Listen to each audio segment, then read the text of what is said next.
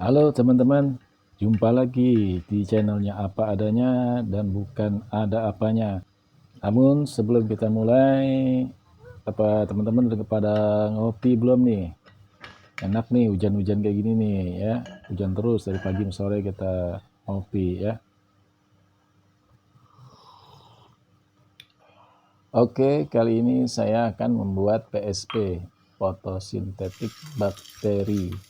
Ya, seperti video sebelumnya saya telah pernah berjanji ingin membuatkan tutorial cara membuatnya. Nah, teman-teman, kita hanya butuh terasi ya. Ini saya ada terasi 2 butir ya. Saya bikin PSB ini secukupnya aja sesuai kebutuhan. Nggak perlu banyak-banyak. Nah, tambah lagi ini mecin ya. Mereknya apa aja terserah. Nah, ini mecinnya saya nggak gunakan semua ya. Saya hanya gunakan cukup 1 sendok makan ini aja ya. Ini kan 1 sendok makan ini kurang lebih 10 mg, sedangkan 1 saset mecin ini kurang lebih 15 gram tadi saya lihat ya, hampir 15 gram. Jadi karena saya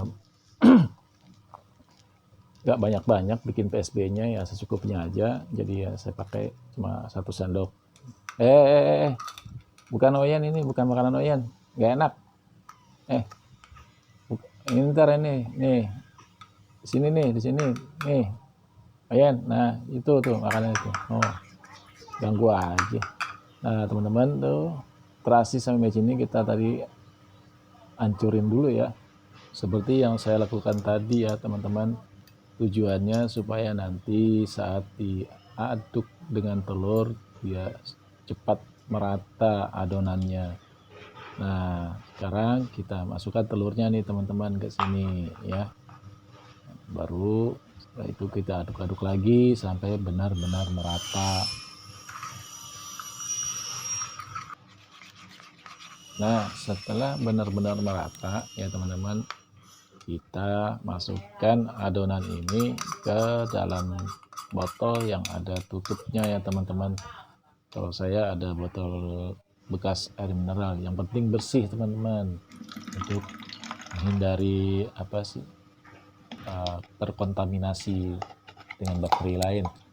Lalu kita kocok-kocok lagi ya, sebentar aja, nggak usah lama-lama ya, cukup beberapa kali aja. Itu tujuannya supaya pastikan lebih merata aja. Nah, setelah ini kita simpan ya selama 3 hari. Jangan lupa juga tutupnya dikendorin ya teman-teman, jangan terlalu kencang nanti meledak. Nah, setelah adonannya kita simpan selama 3 hari, sekarang waktunya kita siapkan air ya. Air apa aja, yang penting jangan air PDAM. Nah, kebetulan saya punya kolam ikan nih, saya gunakan air kolam ikan karena air kolam ini sudah setiap hari kena sinar matahari. Kalau teman-teman nggak punya kolam ikan ya, teman-teman bisa menampung air hujan atau air apa aja, tapi didiamkan dulu selama 3 hari di tempat terbuka yang terkena sinar matahari ya teman-teman. Nah, untuk airnya sebanyak minimal 1 liter teman-teman, atau maksimal 1,8 liter. Nah, untuk adonannya cukup kita gunakan 1 sendok makan aja ya. Ya seperti ini nih, kurang lebih seperti seginilah ya. Ya cukup ya. Nah, sekarang kita masukkan nih teman-teman ke dalam air ya, dalam botol. Lalu kita tutup dulu yang rapat ya teman-teman, yang kencang biar nggak tumpah. Lalu kita kocok-kocok seperti ini nih teman-teman, biar bercampur merata. Nah, setelah dikocok-kocok ya, kita simpan di tempat terbuka yang terkena sinar matahari langsung ya teman-teman. Makanya botolnya harus transparan seperti ini. Setelah 2 minggu nanti kita jemur, maka hasilnya akan seperti ini teman-teman, berwarna kemerahan alias kecoklatan gitu ya.